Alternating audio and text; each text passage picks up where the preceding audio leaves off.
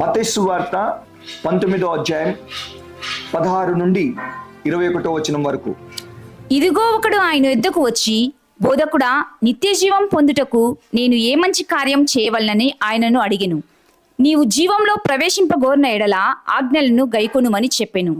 అందుకు ఆ యవనుడు, ఇవన్నీ అనుసరించునే ఉన్నాను, ఇకను నాకు కొదువ ఏమని ఆయనను అడిగెను.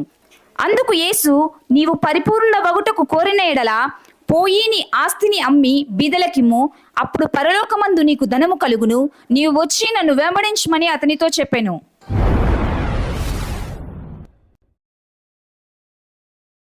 ఒకరోజు ఏలియా మరణ వాంఛతో ఉన్నాడు. మొదటి రాజుల గ్రంథం 19వ అధ్యాయం. అయితే దేవుడు ఏమన్నాడంటే, దేవుని పర్వతమైన హోరేబుకు రమ్మన్నాడు. దానికి దేవుని కొండ అని పేరు. ఆడికి ఏలియా వెళ్ళిన తర్వాత బయలుదేరి గుహ వాకిట నిలిచాను. అంతలో ఏలియా ఇచ్చట నీవేమి చేయుచున్నావని ఒకడు పలికిన మాట అతనికి వినపడాను. మొదటి రాజుల గ్రంథం 19వ అధ్యాయం 15వ వచనం చూస్తే, అప్పుడు యెహోవా అతనికి సెలవిచ్చిందేమనగా, నీవు మరలి అరణ్య మార్గమున దమస్కునకు పోయి నీకు మారుగా ప్రవక్త యుండుటకు అబెల్మెహోల వాడైన షాపాతు కుమారుడైన ఎలీషాకు అభిషేకం చేయము.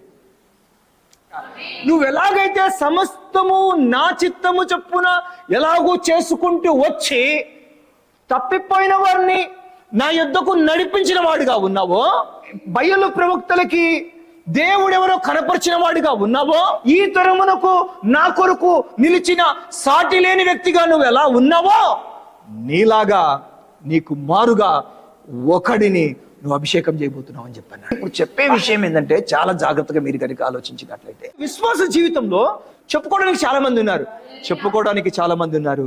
మరి చెప్పుకునే వాళ్ళలో నువ్వు ఉన్నావా?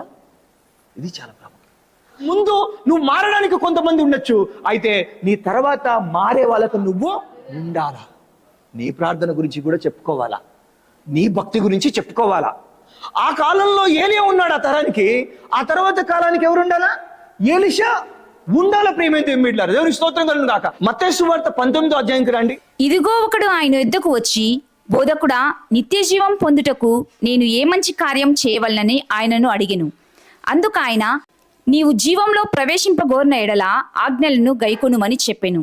అందుకు ఆ యవనుడు, ఇవన్నీ అనుసరించునే ఉన్నాను, ఇకను నాకు కొదువ ఏమని ఆయనను అడిగెను. అందుకు యేసు, నీవు పరిపూర్ణ వగుటకు కోరిన ఎడల పోయి నీ ఆస్తిని అమ్మి బీదలకిమ్ము, అప్పుడు పరలోకమందు నీకు ధనము కలుగును, నీవు వచ్చి నన్ను వెంబడించమని అతనితో చెప్పెను. మార్క్స్ వార్తలో 10వ అధ్యాయం 21వ వచనం చూసినప్పుడు, యేసు అతని చూచి అతని ప్రేమించి, నీకు ఒకటి కొదువుగా ఉన్నది, నీకు ఇంకా ఒకటి కొదువుగా ఉంది అని చెప్పన్నాడు. అందరికీ యేసును వెంబడించడం చేత కాదు. అక్కడ ఎంతమంది ప్రవక్తల శిష్యులు ఉన్నారు, అందరూ ఎలీషా లాంటి వాళ్ళు కాదు. ఆత్మను వెంబడించే వాళ్ళు కాదు కదా. దేవుని స్తోత్రం కలుగును. ఆత్మని వెంబడిస్తున్నాడు, అదే తనకి చేతనైంది. ఈరోజు చాలా మందికి చేత కావట్లేదు. ఎలీషాకి మరొక తరములో అభిషేకము, ఆ యొక్క గొప్ప కార్యాలు కాచుకొని ఉండడానికి గల కారణం ఏంటిదంటే, అతనికి అది కొదవలేదు. మొదటి రాజుల గ్రంథం 19వ అధ్యాయం 15-16 వచనములు. అప్పుడు యెహోవా అతనికి సెలవిచ్చినదేమనగా, నీవు మరలి అరణ్య మార్గమున దమస్కునకు పోయి నీకు మారుగా ప్రవక్త యుండుటకు అబెల్మెహోలో వాడైన షాపాతు కుమారుడైన ఎలీషాకు అభిషేకము చేయుము. 19వ వచనం. ఏలియా చుట్టూ నుండి పోయిన తర్వాత అతనికి షాపాతు కుమారుడైన ఎలీషా కనబడెను. అతడు తన ముందరనున్న 12 అరకల ఎడ్ల చేత దున్నించుచు 12వ అరక తాను తోలుచుండెను. ఏలియా అతని చెరబోయి తన దుప్పటి అతని మీద వేయగా 21వ వచనం. కాడి ఎడ్లను తీసి వధించి వాటి మాంసమును గొర్తినోగల చేత వంట చేసి జనులకు వడ్డించెను. వారు భోజనము చేసిన తర్వాత అతడు లేచి ఏలియా వెంబడి వెళ్లి అతనికి ఉపచారం చేయుచుండెను. మత్తయి సువార్త 19వ అధ్యాయం 21వ వచనం. అందుకు యేసు, నీవు పరిపూర్ణ వగుటకు, నయోమి పరిపూర్ణురాలు కాబట్టి రూతు ఆమెకి కుమార్తె. విశ్వాసకి తరం తర్వాత నిలబడాలంటే ఏంటిదంటే పరిపూర్ణత కావాలండి. పూర్ణుడు అవ్వాలా, దేవుడు అది కోరుకుంటున్నాడు. పరిపూర్ణుడు కోరినేడలా అంటే, నువ్వు పరిపూర్ణ అవ్వాలంటే నీ ఆస్తిని అమ్మి ఆస్తిని అమ్మి బీదలకిమ్ము, అప్పుడు పరలోకమందు నీకు ధనము కలుగును. నీవు వచ్చి నన్ను వెంబడించమని అతనితో చెప్పెను. ఎంతనే నీ అకౌంట్లో డబ్బు ఉంటే నీకు ఆపద వస్తే నీకు ఎట్లుంటది? ఏమైనా భయపడతావా నువ్వు? మనం ఏం పే చేయలేని కూడా అకౌంట్లో డబ్బులు ఉన్నా మనకేం భయం ఉండదు కదా. దేవుని స్తోత్రంగా ఉన్నాడు. ఇక్కడ ఉన్న అకౌంట్ నిన్ను ఇంత ధైర్యంగా, ఇంత బలంగా, ఇంత హుందాగా నిలబెడితే పరలోకంలో అకౌంట్ ఉంటే నిన్ను ఎట్లా నిలబెడతాది? హునోవాకు అకౌంట్ లేదనుకోండి, కోడల్ని కూతురని బిల్లుడు రక్షణ ఆ బిడ్డ పొందుకోదు. నీ దగ్గర ఏదైనా ఉంటేనే వాడిని పరలోక సంబంధిగా నువ్వు మార్చగలుగుతావు. నీ తరంలో నువ్వు నిలబడగలేదు ఎట్లంటే, నువ్వు పరలోకంలో ఆస్తి కలిగి ఉంటే నువ్వు నిలబడతావు. విశ్వాసాలని చెప్పుకుంటే కాదండి, నీకు కలిగినది దేవుని కొరకు వెచ్చించగలగా. ఇది నేర్చుకొని ప్రతి ఒక్కరు కూడా ఎట్లా ఉంటారంటే తర్వాత తరంకు పనికిరారు. కొత్త నిబంధన సంఘంకు మీరు రండి. కొత్త నిబంధన సంఘంలో అంత ఆత్మీయత ఎందుకుంది? అంత గొప్పగా ఆ సంఘం ఎందుకుంది? ఆది అపోస్తలుల సంఘాన్ని మీరు ఒకసారి చూడండి. అనుదినము అక్కడ చేరే వాళ్ళ సంఖ్య పెరిగిపోతుంది, విశ్వాసుల సంఖ్య ఎక్కువ పెరిగిపోతుంది. కారణం ఏమంటారు? అపోస్తలుల కార్యం 4:34, 35. భూములైనను ఇండ్లైనను కలిగిన వారందరూ వాటిని అమ్మిన వాటిని వెల తెచ్చి అపోస్తలుల పాదముల యొద్ద పెట్టుచూ వచ్చిరి. వారు ప్రతి వానికి వాని అక్కర కొలది పంచిపెట్టిరి గనుక వారిలో ఎవనికి కొదవలేకపోయింది. స్థితి కలిగిన వారయ్యుండి వాళ్ళ స్థితిని బట్టి వాళ్ళ పక్కన కొదవనటువంటి వాళ్ళని కూడా కొదవలేని వారుగా మార్చారు. అది అందుకు ఆ సంఘం అంతా విస్తరించింది. ఇప్పుడు నేనున్నాను, నాకున్నది నేను తీసి ఇంకొకరి కోసం వెచ్చించినానండి, ఇంకొక ఆత్మ కోసం వెచ్చించినాను. హల్లెలూయా. అప్పుడు ఏం జరుగుతుందంటే నాకున్నది ఆ లేనివాడిని కూడా ఉన్నవాడిగా మార్చేస్తుంది. అవునా? దేవుని స్తోత్రం కనుగాక. ఇప్పుడు ఇచ్చే నా మనసుని వాక్యం ఏమంటది? సమర్పణ కలిగిన జీవితం అంటది. Praise God. దేవుని స్తోత్రం కలుగును గాక. సమర్పణ కలిగిన జీవితం అంటట. బైబుల్ గ్రంథంలో కొంతమంది చూస్తే వాళ్ళు ఎందుకు స్థితిమంతులుగా ఉన్నారని చెప్పి చూస్తే, మీరు 2 కొరింథీయులకు అపోస్తలుడైన పౌలు రాసిన పత్రికకి 12వ అధ్యాయం 14వ వచనం చూస్తే, ఇదిగో ఈ 3వసారి మీ యొద్దకు వచ్చేటకు సిద్ధముగా ఉన్నాను, వచ్చినప్పుడు మీకు భారముగా ఉండను. మీ సొత్తును కాదు మిమ్మల్నే కోరుతున్నాను. పిల్లలు తల్లిదండ్రుల కొరకు కాదు, తల్లిదండ్రులే పిల్లల కొరకు ఆస్తి కూర్చదగినది గదా. కాబట్టి నాకు కలిగినది యావత్తు మీ ఆత్మల కొరకు బహు సంతోషముగా వ్యయపరచదును.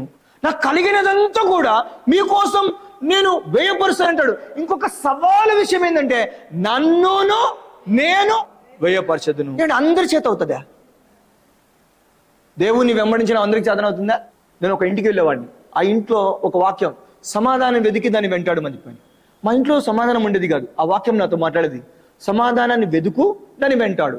అంటే సమాధానాన్ని వెంటాడడం అంటే ఏం మాట్లాడితే సమాధానం ఉంటుందో దాన్ని చేయడం, ఏం చెయ్యకపోతే సమాధానం ఉంటుందో దాన్ని చేయకుండా ఉండడం.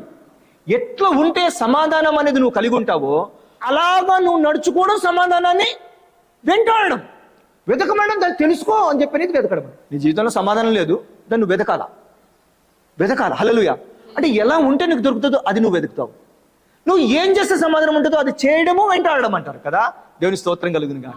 అట్లనే యేసుని వెంటాడడం అంటే కూడా అర్థం వేరే.